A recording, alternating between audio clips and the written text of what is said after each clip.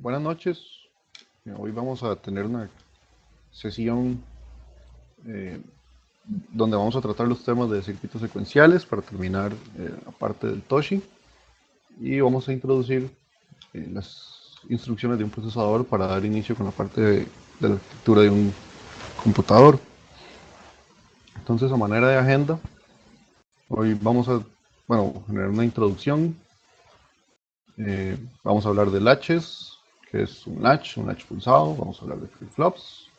Vamos a pasar registros, contadores y vamos a ir a instrucciones. ¿Sí? Entonces, para cerrar la parte del Toshi y el diseño digital y dar inicio vamos a dar inicio con la parte de circuitos secuenciales. Básicamente, eh, haciendo unión con lo que se vio la semana pasada, un sistema digital combina lógica combinacional y secuencial para manejar información discreta. Si recordamos, un sistema digital lo que hacía eh, era un conjunto de dispositivos diseñados para manipular información lógica o cantidades discretas, ¿no? Entonces ya esta es una definición más eh, profunda del sistema digital. La lógica combinacional opera sobre las señales de entrada, ¿verdad? O las señales o las señales de salida de los elementos de memoria con la finalidad de generar salidas o valores binarios que se almacenan en la memoria o en los elementos de memoria del sistema. Entonces vamos a ver los elementos de memoria. Inicialmente vamos a comenzar con el latch. Eh, un latch básicamente es un circuito compuesto por una combinación compleja de transistores. Se puede desarrollar mediante lógica de CMOS, como se observa aquí en la tecnología usando compuertas NAND, o utilizando buffers, o se puede usar mediante compuertas de paso, tecnologías de paso, como se observa en A y en B, de la figura más arriba de la presentación. ¿Sí? Una pregunta. Bueno, en este caso hay un latch con un único transistor, ¿no? Si se acuerdan cómo funcionaba, un latch tiene una señal de reloj y bajo un nivel reacciona al nivel. Entonces, un nivel alto, el latch es transparente, y un nivel bajo cerrado. ¿Por qué no sería conveniente utilizar un único transistor o en este caso también una compuerta de paso para implementar los latches? A manera de pregunta. Bueno, la respuesta es sencilla, es porque esto tiene un estado de alta estabilidad. Cuando el latch está apagado, no se sabe qué valor binario queda en la salida Q porque hay un estado de alta impedancia y eso no es deseable en un circuito que va a controlar con puertas de entrada de otro circuito lógico.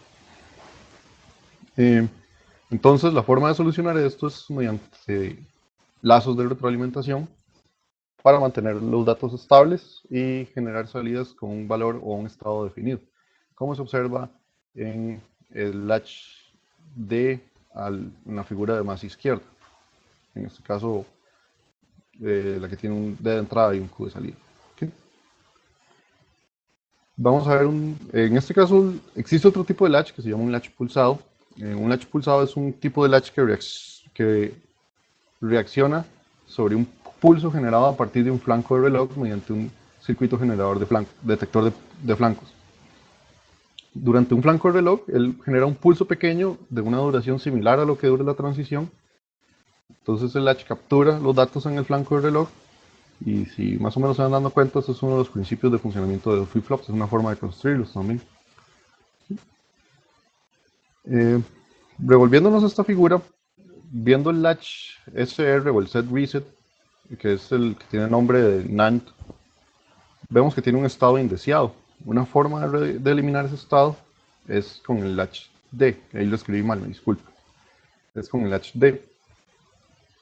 El latch D lo que hace es mediante una señal de habilitación y una distribución y una cadena de distribución, en este caso los dos NANDs, eliminan ese estado indeseado, por ello se consideran como una unidad fundamental para el diseño digital. Los latch y los flip-flops D también se utilizan mucho en HDLs. Cuando usted escribe comportamientos, usualmente se hace con HD. Ahora vamos a hablar un poco de los flip-flops. Un flip-flop, bueno, como conocemos, se disparan o reaccionan por un flanco de la señal del reloj. En otras palabras, durante una transición de la señal del reloj, es que él captura el dato o hace una transición y cambia los estados desde la entrada de control a las entradas de salida, o desde DAQ, por ejemplo. Observamos dos tiempos muy importantes, que sería el tiempo de estabilización, que es un tiempo antes de la transición en el que el dato de entrada o el de las entradas de control debe mantenerse estable, y un tiempo de retención, que es el tiempo después de la transición en el que la señal de entrada debe mantenerse estable. Esto con la finalidad de que pueda capturar adecuadamente el dato. Si no se respetan estos tiempos, existe la posibilidad de que se capture un dato en metastabilidad, y eso no es deseable, porque no se sabe qué valor binario va a obtener a la salida. El flip-flop se conforma básicamente de dos latches, o un circuito detector de flancos, un circuito de conducción de pulso y un latch de cadena andante. Eh, la implementación con el detector de flancos, el circuito de conducción de pulso y el HCR es relativamente más compleja de implementar, porque conlleva una cantidad de transistores mayor que si se trabajan con los latch sencillos de dos cadenas realimentadas, básicamente, o de los latch D. Y esto es porque las técnicas de reducción de transistores permiten o, o permiten reducir la cantidad de transistores utilizados, por lo tanto es menos área. ¿Sí? Para un circuito detector de flancos, es un circuito que detecta un flanco de reloj y genera un pequeño pulso. En este caso se utiliza un inversor a manera de una unidad de retraso, donde la señal se invierte, como se observa en las formas de onda o en el diagrama de tiempos. eh, Durante una transición de un flanco, la salida de la compuerta AND va a generar un, un pulso muy pequeño, aproximado a la duración de la transición, en el cual existe eh, ese nivel alto donde el latch se pone en transparencia y captura. Por ello son relevantes este tipo de circuitos. Y el flip-flop D, bueno, bajo el mismo funcionamiento, permite reducir, bueno, va aumentando el área o la lógica que utiliza, permite reducir los efectos indeseados. Por ejemplo, si observan en este latch SR, el flip-flop es un flip-flop JK agregando la lógica externa y un circuito detector de flancos. El latch D elimina, esto va a tener un estado indeseable también. El flip-flop D va a eliminar ese estado indeseable, y lo que es cuando la señal del reloj hay un flanco positivo o negativo dependiendo del tipo de flip-flop, eh, transfiere el dato que se encuentra en la entrada D a la salida Q. Eh, Vamos a hablar de los registros. Un registro es una secuencia de n flip-flops o latches o elementos secuenciales que comparten una misma señal de reloj, de tal manera que todos los bits del registro sean actualizados en el mismo instante. Se pueden diseñar utilizando latches o flops, se puede conectar de manera paralela, como se observa en esta figura, o se puede conectar de manera serial, en cascada. A estos se les llaman registros de desplazamiento, o FIFOs también se utilizan en esta configuración.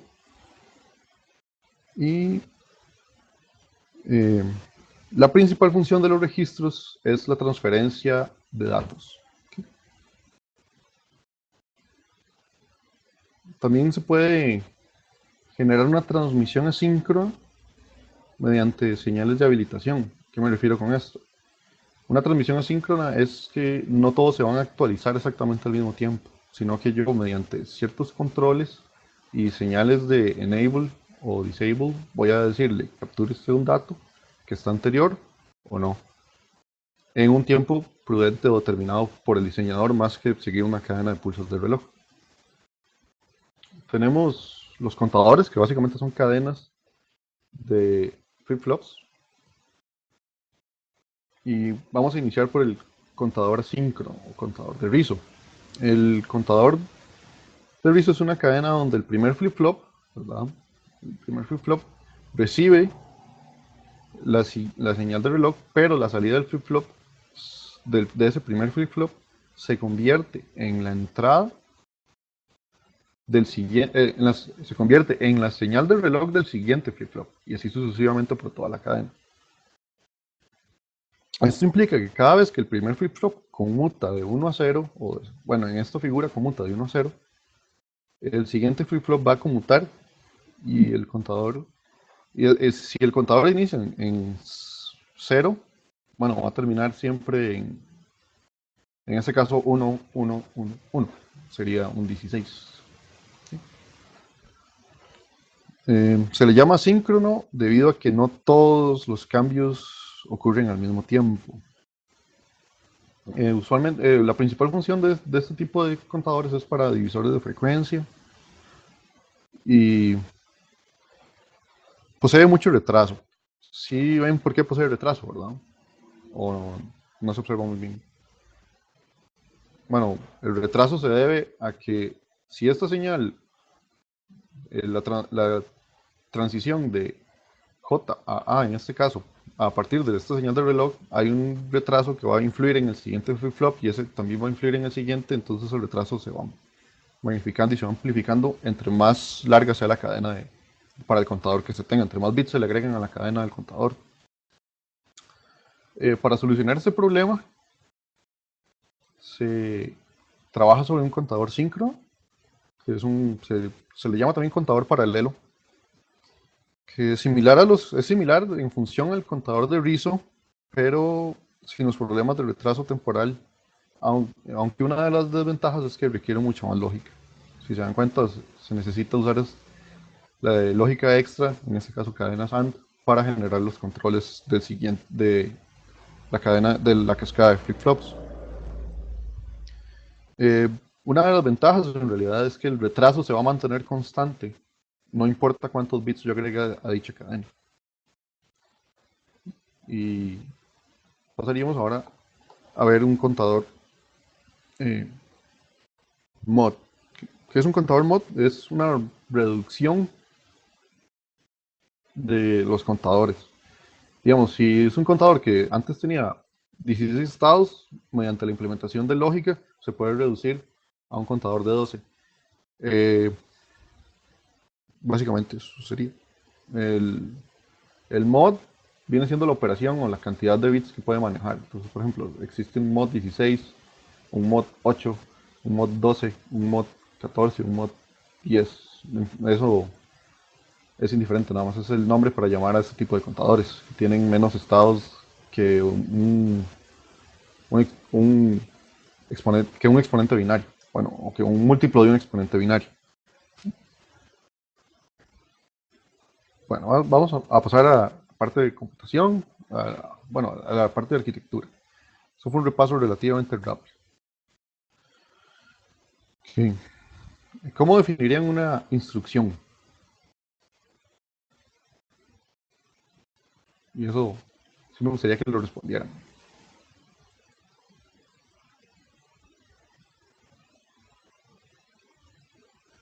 ¿Alguien?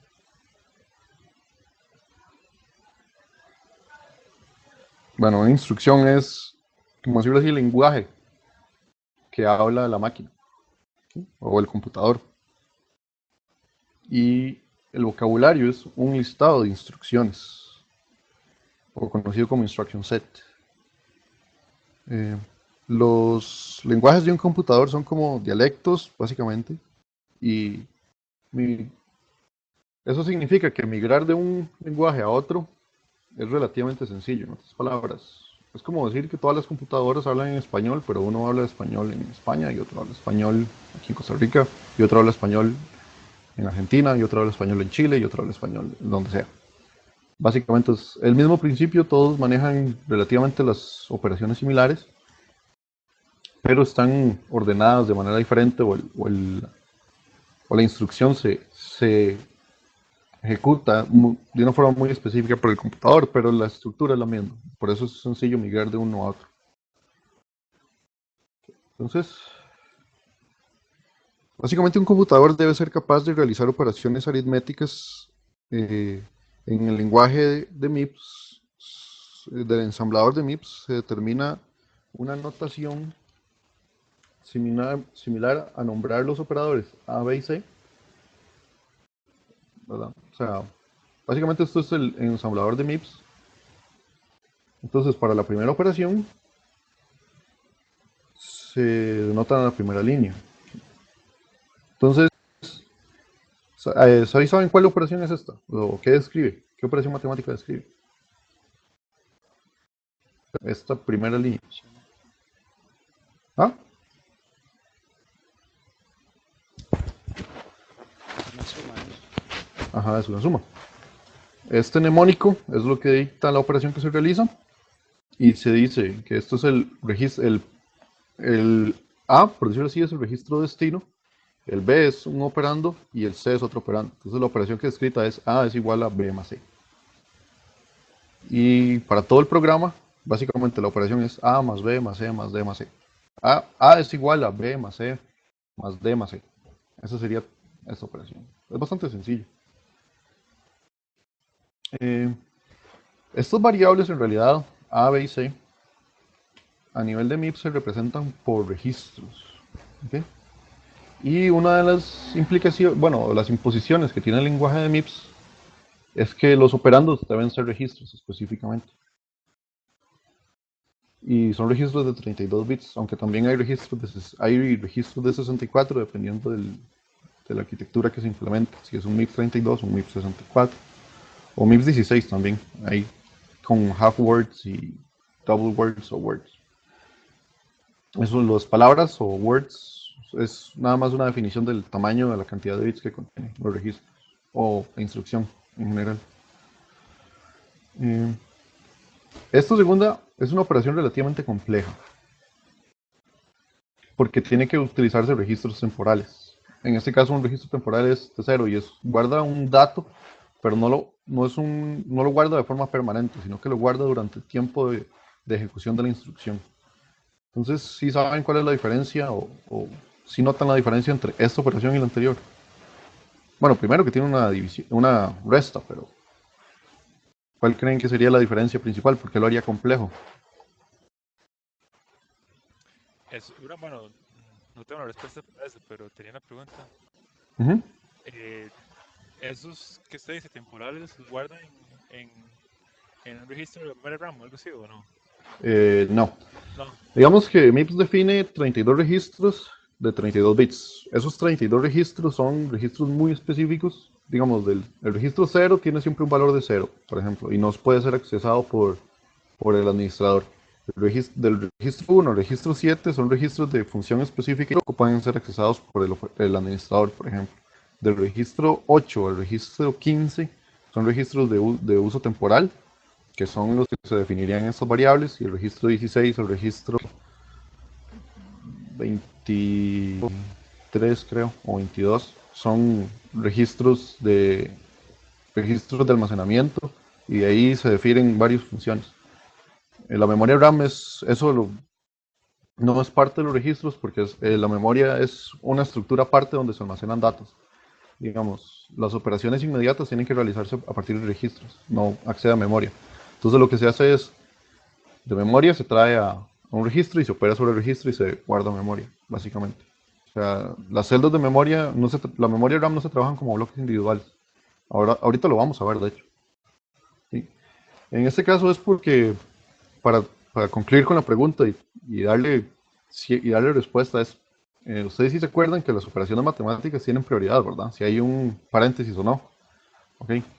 En este caso, el registro S1 y el S2 se guardan en T0 y es porque la operación tiene prioridad.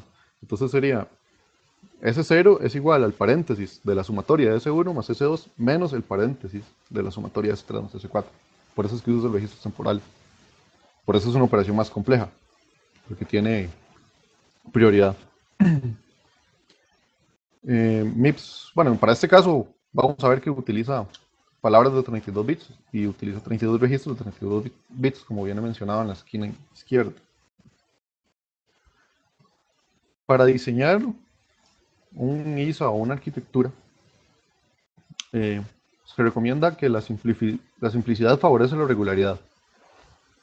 Eh, Esto viene de que regularidad facilita la implementación. Algo regular es algo esperable, algo predecible. Entonces, si yo puedo esperar o predecir cuáles operaciones se van a utilizar con mayor cantidad y yo optimizo esa operación, eh, hago que la implementación sea o más rápida o más eficiente, o me concentro solamente en esa operación y de ahí describo otras, y entonces por lo tanto simplifica la implementación. Y la simplicidad habilita mayor rendimiento, menor costo. ¿A qué se refiere con simplicidad? Por ejemplo, si trabajo con un set de operaciones sencillas y todas las demás las hago como una derivación de ese set sencillo, a final de cuentas, si optimizo dicha operación, voy a aumentar el rendimiento. Pero también tiene un problema, y que aumenta la complejidad. Por ejemplo, vean esta operación en el código de C y vea cómo se tiene que implementar en el MIPS. Hay que usar varios registros temporales. Hay que usar, perdón, hay que usar varios registros temporales para realizar una operación que en un código C es bastante simple. Y la otra sería que entre más pequeño, más rápido. Básicamente, si tengo menor cantidad de registros, implica un reloj más veloz, ya que la señal no tiene que trasladarse por caminos más largos. Aunque estas reglas no son absolutas, ¿verdad? Ya que 31 registros, por ejemplo, no es necesariamente más rápido que 32 registros. Se basan o tienen como base observaciones, por lo que el diseñador debe balancear, antojar, o el antojo de aumentar el número de registros para los programas y mantener un reloj rápido. Ese es básicamente el trade-off que uno tiene. Si yo quiero que mi procesador sea rápido, tengo que mantenerlo relativamente pequeño. ¿Sí? Los lenguajes de programación poseen variables sencillas que contienen unidades de datos, pero también poseen estructuras de datos complejas, como son arreglos y también lo que se define como estructuras. Entonces, ¿cómo se representan y se accesan estas estructuras? Mediante la memoria. Aquí es donde se implementa la memoria. MIPS incluye instrucciones que permiten transferir datos entre la memoria y registros, donde los operandes tienen que ser registros, como ya había mencionado, y se llaman instrucciones de transferencia de datos. Y requieren de la dirección de la posición de memoria para poder obtener el dato que se encuentra guardado en dicha posición. Y en la memoria lo que se guardan son palabras. ¿A qué me refiero con que se guardan palabras? En este bloque de memoria es básicamente 32 bits. Que entonces vamos a ver como la primera representación. Para esta primera representación, que sería la figura más a la derecha, la que no tiene los saltos de 4 en 4, podemos ver a la memoria como un arreglo unidimensional. O sea, en otras palabras, o nos movemos para arriba o para abajo. Con la dirección, ¿verdad? En este caso la dirección 0, 1, 2, 3, que actúa como el índice del arreglo, iniciando en 0. Entonces, la dirección del tercer dato, ¿cuál sería el índice, digamos, para el tercer dato? El 2, supongo, ¿no? Ajá, el 2, correcto. ¿Y cuál es el valor que contiene la dirección? Un 1 y un Un 1, 0. 0. 0, sí. Correcto. ¿Okay? Y una instrucción que copia datos desde memoria a un registro se le llama carga, digamos. Cuando se dice load, cuando se hace un load, que es LW en MIPS, lo que hace es carga el dato que es un registro en una posición de memoria. Bueno, entonces vamos a hablar con un ejemplo un poco abstracto, pero asumamos que A es un arreglo de 100 posiciones y podemos ver que le llamamos S3 en este caso. O sea, A es un arreglo de 100 posiciones. ¿Verdad? Vamos a ver si puedo hacer las notaciones. A es un arreglo de 100 posiciones. Entonces, tenemos que hacer un arreglo de 100 posiciones. ¿Sí? Y le llamamos S3.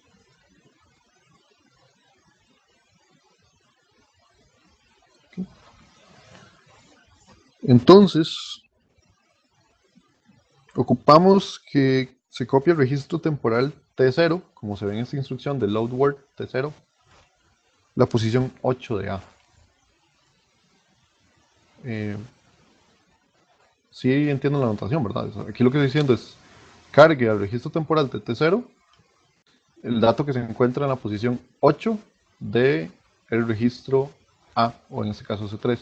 Se utiliza un símbolo de dólar para darle notación de variable a la posición, o al registro, de notación de registro, perdón. A este número 8 se le llama offset y al S3 se le llama registro básico. ¿Sí?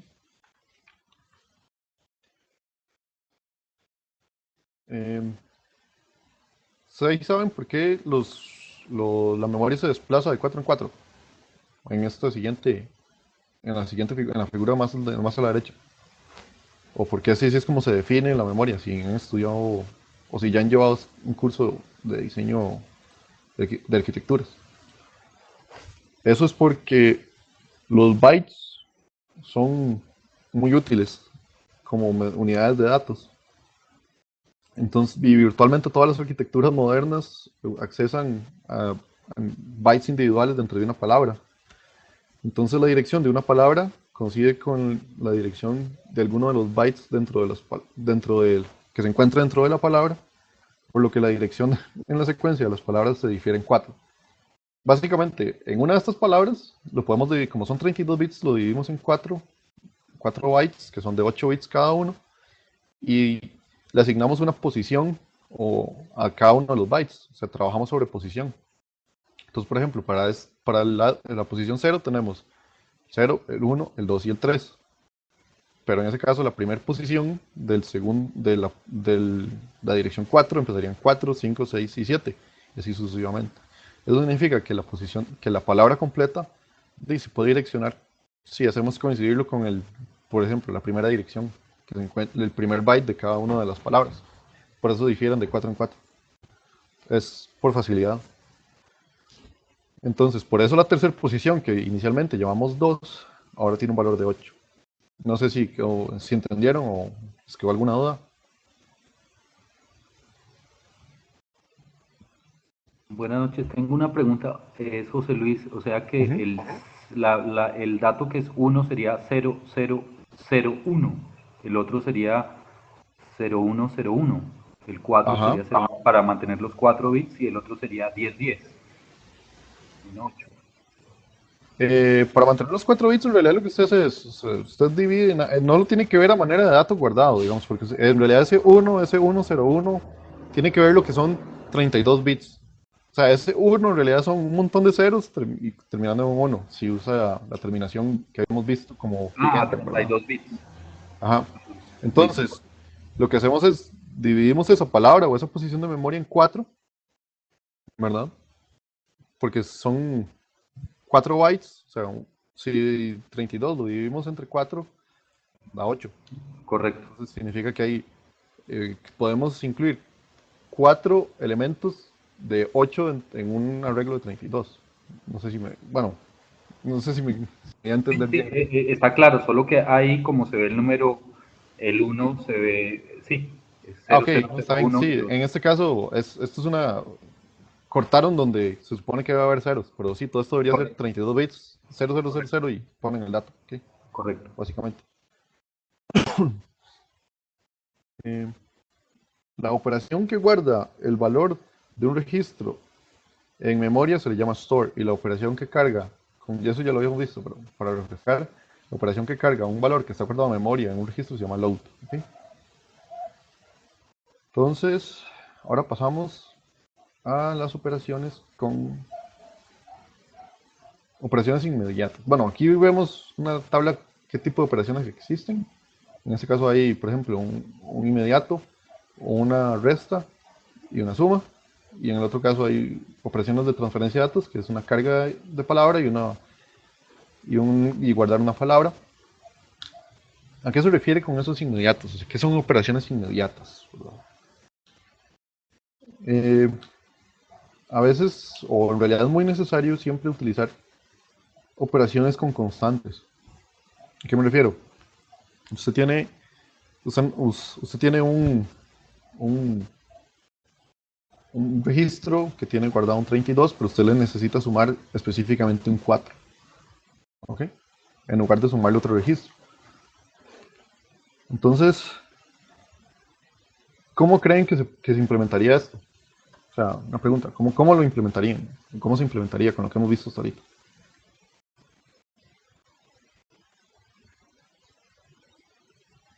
Considerando la memoria y la constante que usted ocupa guardar. Ok. Bueno, lo que se hace es, usualmente uno lo que haría es guardar o se cargaría esa constante en la memoria con el fin de realizar dicho proceso para que se agregue en la instrucción, ¿verdad? Básicamente. O sea, cargo de memoria, opero y listo, ya tengo el dato. Pero tengo que guardar esa constante en memoria. Y eso en realidad no es muy conveniente porque estoy desperdiciando espacios. Para este caso, entonces, una de las finalidades que se tiene es que se agregan instrucciones que operan sobre constantes. A eso se le llama una operación inmediata. Aquí abajo, en esta figura, vemos, debajo de operaciones inmediatas, observamos cómo se implementaría con una operación común aritmética.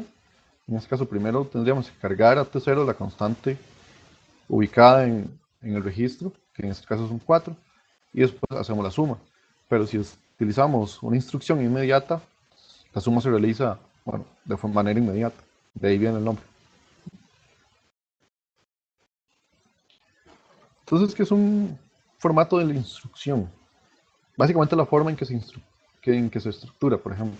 Como ya había mencionado, son 32 bits, ¿verdad? Esos 32 bits hay que dividirlos de tal manera, o se dividen de tal manera para que el computador interprete los datos que usted le está introduciendo o que usted quiere que se le introduzcan. Esa estructura o esa distribución de bits que usted le da se conoce como el formato de la instrucción. Y es para, y para distinguirlo del lenguaje ensamblador, ¿verdad? A este formato que está en este caso, ven que hay un 0, un 17, un 18, un 8, un 0 y un 32. A eso es lo que se le llama lenguaje de máquina. Cuando están hablando de lenguaje de máquina, están hablando de este formato, de este tipo de formato. O sea, un formato con una representación numérica de cómo se distribuyen las instrucciones. Tenemos dos tipos. Las operaciones de tipo R, que en este caso se llama R por registro, operan directamente sobre ambos registros. Y se tiene que los primeros 6 bits se le llaman opcode y es la operación que voy a realizar. Si es una suma, una resta. El segundo, que es el registro eh, fuente, por decirlo así, los otros 5 bits. Después, los otros 5 bits, el RS o el RT en este caso, se le llama el segundo operando. El RD es el registro de destino. El shunt es para una operación de shift o de desplazamiento. Y funct, los últimos 6 bits, es la función. Y selecciona qué tipo de operación realizo. Por ejemplo, si la resta, en realidad la resta es una operación aritmética, una variación de la suma, porque es con un número negativo. Entonces eso no se agrega en el opcode, sino que diría en la función. Y la función diría, no, ahora es una resta, pero es porque es una variante de la suma.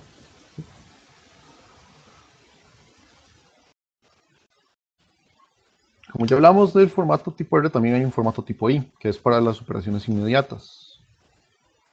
Y se diferencia del tipo R en el opcode, digamos.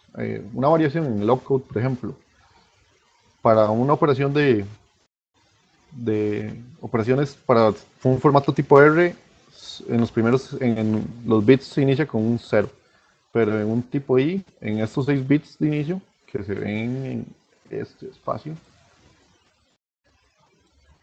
empezaría con un 1, por ejemplo. Eso es la variación, así es como se identifica uno. Entonces, si inicia con un 0 en el bit más significativo, sería un tipo R. Y si en el bit más significativo tiene un 1, sería un tipo I, o inmediato.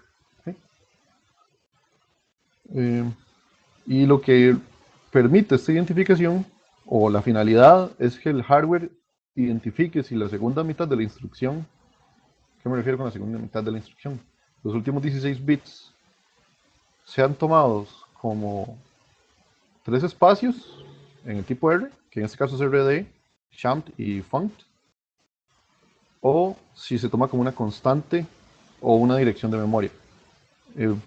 Para las operaciones de control se utiliza un formato tipo I. Esas son las de guardar datos en memoria o obtener datos de memoria. ¿Sí?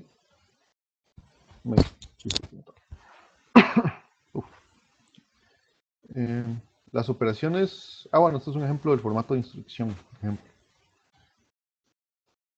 Tenemos una operación de suma, una operación de resta, que sigue siendo una suma, un inmediato, que es en casos que se va a operar sobre una constante, y un load word y un store word. Y como se ven, así es como se van diferenciando.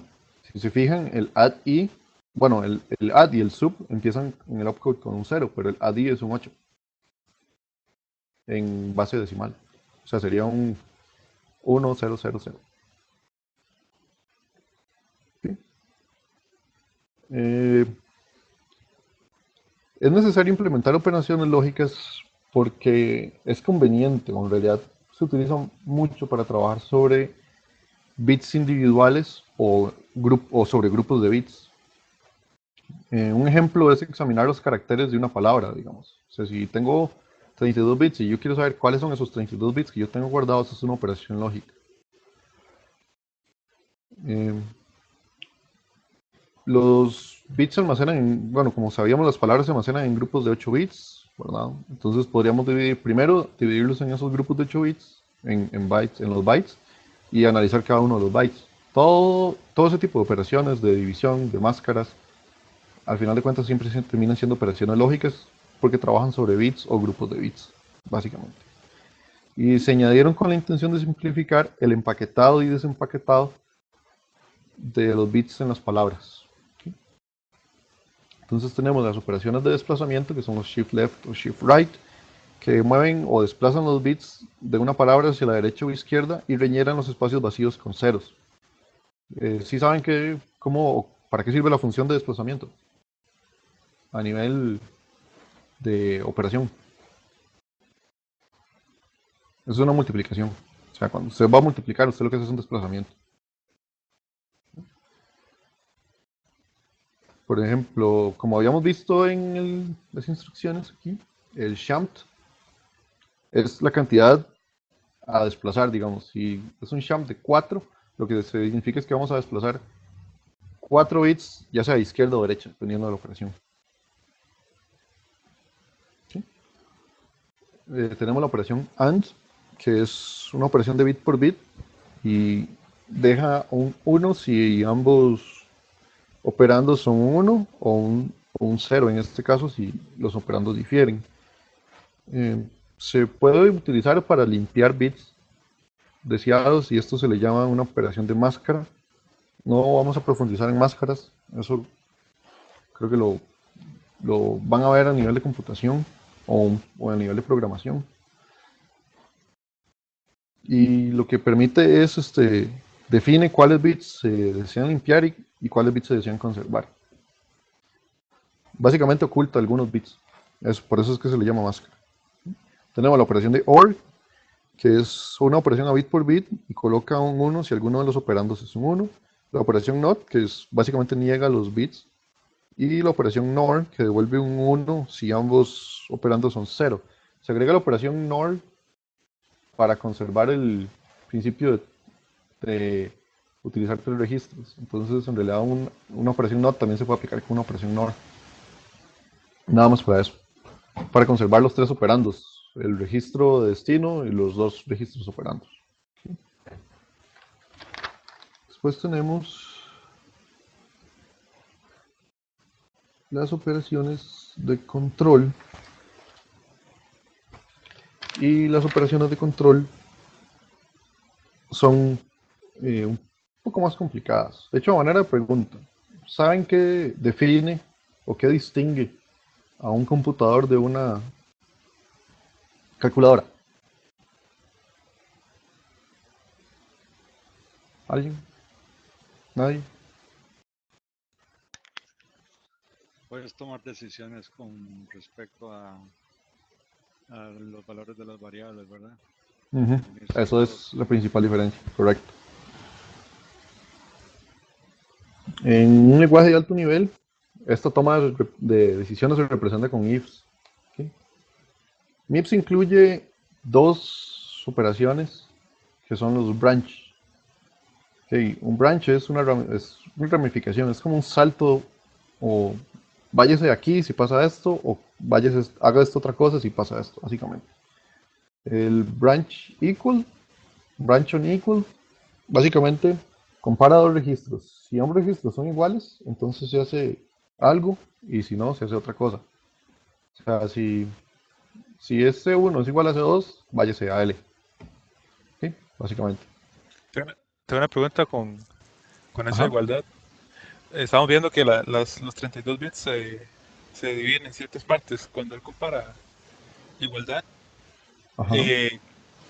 ¿qué compara? ¿Solo la parte que estamos nosotros, el dato en sí, Él o compara bit compara por otras bit. partes? Él compara bit por bit. Pero hasta todos, digamos, hasta Sí, el compara todos los ejecutable. 32. Ah, ok, ok. Ujú. Entiendo. Básicamente hace una operación de AND. Y dice, ok, sí, son los mismos. Entonces, vámonos. La operación de branch on not equal. Compara dos registros. Si ambos difieren, entonces realiza una operación. Si no, bueno, hace otra cosa. Se llaman ramificaciones o saltos condicionales. Así se le llaman a las operaciones. ¿Okay? Después tenemos el set on less than o set on less than immediate. Y lo que permite es comparar si una variable es menor que otra. Y la función es que coloca un 1 en el registro de destino. Perdón. Si el registro 1, por ejemplo, es menor que el registro 2 en el ejemplo que viene aquí. Básicamente lo que dice es, si esta variable es menor que otra, colocamos un 1. Si no es menor, entonces generamos un 0. Y la forma inmediata, si, como ya lo vimos, es para compararlo con respecto a una constante. Entonces también tenemos el salto o la operación jump, que es incondicional y es hacia una dirección conocida. Y básicamente nada más él va a saltar inmediatamente, no va a comparar con ninguna cosa. O sea, usted le dice jump aquí y ahí es donde se van a definir rutinas, subrutinas y un montón de cosas más en lenguaje de ensamblador. Okay. Entonces, a manera que, ¿qué es? ¿Sí saben qué es un ISA o han escuchado de un ISA? No. Que un ISA es la arquitectura de set de instrucciones. Y es un formato o un conjunto de formatos que se puede implementar para un procesador. ¿Okay? En este caso tenemos que el ISA sería en tipo R, tipo I, tipo S y tipo U. ¿Okay? Básicamente. Eso es un ISA. Cuando van a hablar de ISA se refiere a eso. Comunicación con quién, digamos, entre quiénes. Del CPU con, No, ¿sabes? Con las digamos, memorias ok, vea. o output inputs. No, vea. La arquitectura de un set de instrucciones, me refiero nada más, es esto. Eh, si yo tengo 4 tipos de instrucciones que son los que yo quiero implementar en mi set de instrucciones, la forma en que se implementan esos 4 tipos y esos 4 tipos en conjunto con la implementación, eso es lo que se llama una arquitectura de un set de instrucciones. Okay, eso es básicamente lo que es visible al programador hasta cierto punto. No necesariamente es cierto, pero el ISA es como decir los formatos, la unión de todos los formatos, eso es el ISA. Digamos, cuando ustedes hablan de si va a programar en ARM, a ustedes les están hablando directamente sobre el ISA, o si va a programar en MIPS, entonces usted tiene que saber que el MIPS tiene funciones tipo R, tipo I, tipo S, tipo U, o como se ve aquí, funciones tipo B, tipo U, tipo J, tipo S, tipo R, tipo I. Hay varios tipos de ISAs. Básicamente a eso me refiero. Y de hecho, cambian con respecto a modelos. Por ejemplo, un Cortex, en términos de ARM, un Cortex V2 a un Cortex A57 pueden implementar dos tipos de ISA diferentes. Porque eso también depende del tamaño de las palabras. Ahí, por ejemplo, entonces, cuando usted ya hablaba de operaciones inmediatas, entonces, por ejemplo, si usted estaba buscando no recuerdo el nombre, el OP creo que era, Ajá. por ejemplo, en el primer bit, Ujú. en el primer grupo de bits, por ejemplo, en un JType no Que, lo va a encontrar, qué sé yo. ajá, en un tipo J puede ser que no existe. Ok. Ajá, ok, Pero entonces, lo que pasa es que usted en el opcode le va a decir, o el procesador está en capacidad de aceptar cualquier ISA. Entonces, digamos, si mi ISA no tiene tipo I, entonces el opcode, si yo le digo, voy a meter un tipo I y le voy a poner un opcode tipo I, bueno, el procesador no lo reconoce. Eso es lo que va a pasar. Por eso es que la arquitectura, usted usualmente le dice, vea, estas son instrucciones que corre al programador, pero la microarquitectura, que es como toda la implementación a nivel de registros, con transistores, con compuertas lógicas, eso ya queda a nivel de diseñador y eso no se muestra, digamos. Eso usted dice, esto es lo que usted puede correr, por ejemplo, en C, con un compilador, lo traduce al lenguaje de ensamblador de MIPS y eso se traduce cuando, al lenguaje de máquina. Eso usted le dice, esto es lo que usted corre, pero yo no le digo, pero usted puede correr estas otras cosas que yo no tengo compatibles, digamos. Eso usted no lo puede hacer. Usted lo que dice es, yo hice esto con esta microarquitectura, ¿verdad? Por ejemplo, implementé una ALU sencilla y hice un procesador uniciclo sin pipeline y listo. Entonces usted puede correr nada más operaciones de suma, resta y operaciones lógicas. Entonces ya ahí usted no tiene operaciones inmediatas, por ejemplo. O no podría tener operaciones inmediatas. O tal vez lo hizo de tal forma que sí tenga. Entonces, ya depende mucho del diseñador. Pero a ese conjunto del formato de instrucciones que soporta un procesador se le llama ISA. Básicamente es eso. Y por último vamos a hablar de las métricas de rendimiento. ¿Okay? Eh, ¿Cómo se mide el rendimiento de un procesador, verdad? Básicamente. Entonces tenemos que el tiempo que le toma a un CPU ejecutar un programa es igual a los ciclos que le toma al CPU ejecutar un programa por el ciclo del reloj o el periodo. ¿Okay? Si a un programa le toman 162 ciclos y y el periodo del ciclo del reloj es 286 milisegundos, por decirlo así, esa operación multiplicada en 2 es lo que le toma al CPU o al procesador ejecutar el programa completo. ¿Sí? La frecuencia, que es el clock rate, como es 1 sobre el periodo, entonces básicamente la operación de abajo es lo mismo.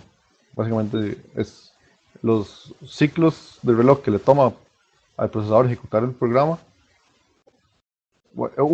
perdón, entre la frecuencia. ¿Qué es el CPI? El CPI son los ciclos por instrucción y es los ciclos del reloj que le toma un programa entre el total de instrucciones. ¿Okay? Como se ve en esa figura que está aquí, en la esquina derecha. Y es una sumatoria, porque digamos, yo también puedo correr varias instrucciones, no es solo una. Yo puedo tener un programa de 1 billón de instrucciones o 1 millón de instrucciones. Entonces hay que hacer esta operación para cada uno para obtener los ciclos por instrucción. ¿Okay? Después se tienen las instrucciones por ciclo, que es básicamente uno entre los ciclos por instrucción. Los ciclos de reloj, que se pueden obtener como la cantidad de instrucciones o el instruction count por por el CPI. Entonces ya ahí vemos que hay una forma de sacar los ciclos de reloj.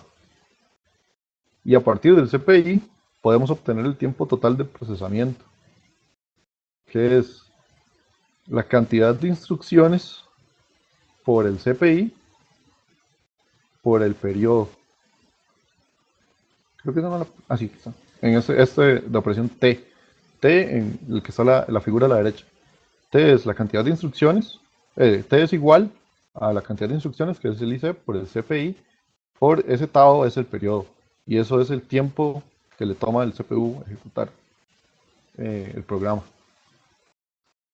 Que es de esta ecuación se pueden sacar todas las otras demás, las otras. Y el último es el tiempo del CPU, que como ya habíamos visto, también es los ciclos del reloj por la cantidad de instrucción por el periodo. Al final de cuentas todo se resume al tiempo que le toma el CPU.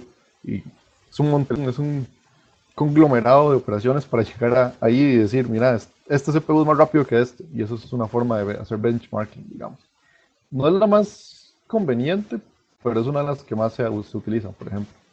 Entonces cuando le dicen, este procesador que sacó AMD es más rápido que el procesador tal de Intel, el procesador de Intel es más rápido que este que sacó AMD, se refieren usualmente a este CPU, el CPU time, pero no consideran ni la microarquitectura, ni qué tipo de design se ejecuta, ni nada de eso. Entonces, hay otro tipo de benchmarking, pero eso ya es relativamente ajeno a este curso, entonces,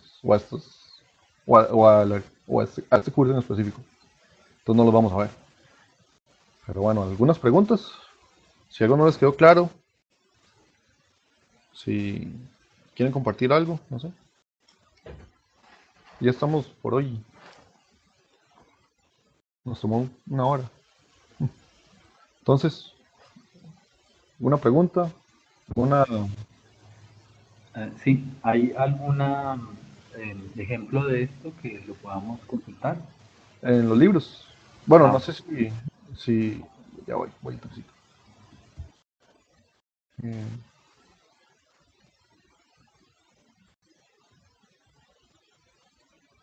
Eh, ¿Sí me escuchan? ¿O se paró?